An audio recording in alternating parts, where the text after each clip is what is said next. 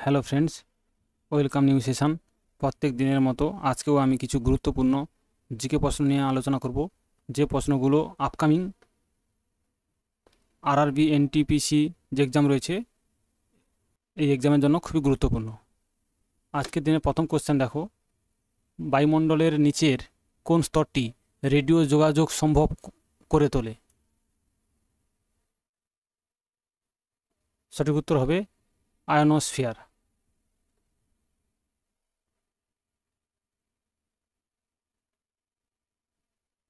পরে question, red data book কি?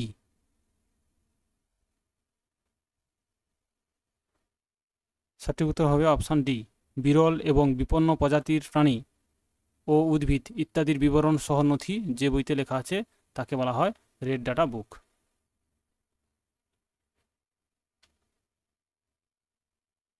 পরের কোশ্চেন, ড্যাশ হলো একটি ভারতীয় হালকা যুদ্ধ বিমানের নাম? সঠিক উত্তর হবে অপশান বি, তেজস। তেজস হচ্ছে ভারতের হালকা যুদ্ধ বিমান। পরের কোশ্চেন, ভারতের কোন রাজ্যে সোনার উৎপাদন সবচেয়ে বেশি? সোনার উৎপাদন সবচেয়ে বেশি কোন রাজ্যে? সঠিক উত্তর হবে কর্ণাটক।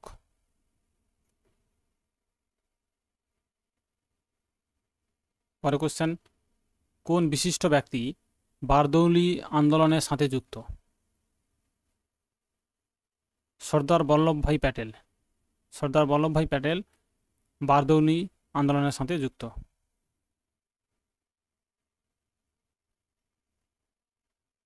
পরের কোশ্চেন, GS8031 হলো একটি কি? GS8031 এটি একটি কি? সঠিক উত্তর কি হবে বলো বন্ধুরা? এই কোশ্চেনটির সঠিক উত্তর হবে টেলিকমিউনিকেশন স্যাটেলাইট। পরের কোশ্চেন, বর্তমানে সংবিধানের অষ্টম তফসিলে কয়টি ভাষা তালিকাভুক্ত আছে? বর্তমানে সংবিধানের অষ্টম তফসিলিতে কয়টি ভাষা তালিকাভুক্ত আছে? সঠিক উত্তর হবে 22টি।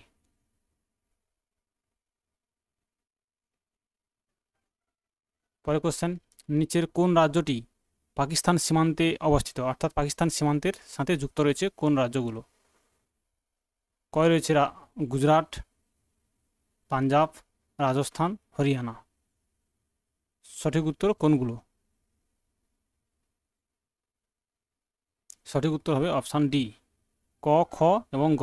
অর্থাৎ গুজরাট পাকিস্তান সীমান্তে অবস্থিত, পাঞ্জাব পাকিস্তান সীমান্তে অবস্থিত এবং রাজস্থান পাকিস্তান সীমান্তে অবস্থিত। Option D is a right answer. পরে কোশ্চেন, সাঁচি স্তূপ ড্যাশ শহরের কাছে অবস্থিত? কোন শহরের কাছে সাঁচি স্তূপ অবস্থিত? সঠিক উত্তর হবে ভোপাল।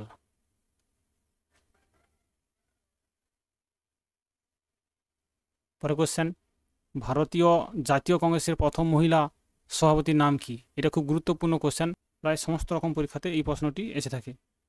ভারতে প্রথম মহিলা সভাপতি কে জাতীয় কংগ্রেসের? সঠিক উত্তর হবে Annie Besant. Option D is a right answer.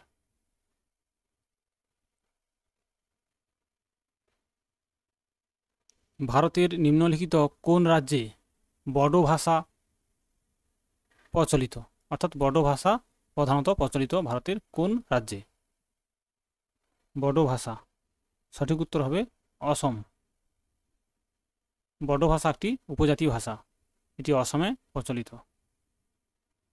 পরে কোশ্চেন, ভারতীয় সংবিধানের 315 অনুচ্ছেদে নিম্নলিখিত বিষয়গুলির সাথে সম্পর্কিত? অর্থাৎ 315 অনুচ্ছেদে কোন বিষয়গুলো যুক্ত রয়েছে?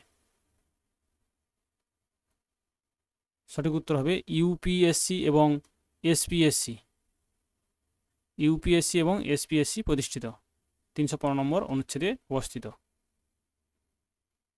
পরে কোশ্চেন, বুদ্ধ তার প্রথম ধর্মোপদেশ দিয়েছিলেন যে 5 জন শিষ্যকে, তাদেরকে কি বলা হয়? বুদ্ধ তার প্রথম ধর্মোপদেশ দিয়েছিলেন যে 5 জন শিষ্যকে, তাদেরকে এক কথায় কি বলা হয়? সঠিক উত্তর হবে ধর্মচক্র প্রবর্তন। পরের কোশ্চেন, পঙ্গল একটি ফসল উৎসব যা উৎসর্গকৃত ড্যাশ দেবতা সাথে যুক্ত। ফসল উৎসবটি কোন দেবতা উৎসর্গে প্রতিষ্ঠিত? সঠিক উত্তর হবে সূর্য দেবতা। যারা 2025 সালে আরআরবি এনটিপিসি পরীক্ষা দেবে, তাদের জন্য এই প্রশ্নগুলো খুবই গুরুত্বপূর্ণ। আজ এই পর্যন্ত, পরের দিন আবার তোমাদের নতুন কোশ্চেন নিয়ে আসবো। থ্যাংক ইউ, ধন্যবাদ।